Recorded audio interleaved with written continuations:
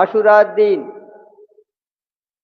আশুরার দিন তো রোজা থাকে, কিন্তু আশুরার দিন ভালো খাওয়ার ব্যবস্থা করবে এবং সন্ধ্যার সময় ইফতারি ভালো করে খাওয়াবে, তাদের খুব সুন্দর সুন্দর জিনিস দিয়ে ইফতারি করাবে।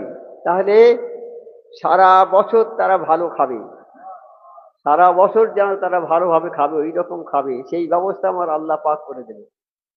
তাহলে এই দিনটার কত ইজ্জত করতে হবে আমাদের।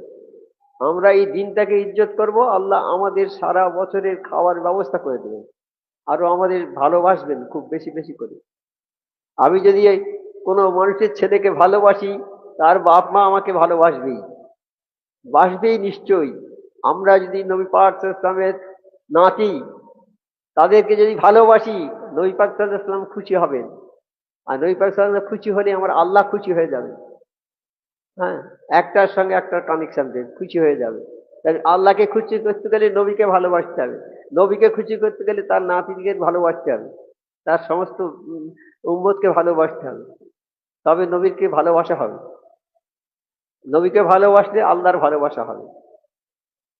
তাহলে আমরা নবীকে ভালোবাসবো, তার নাতি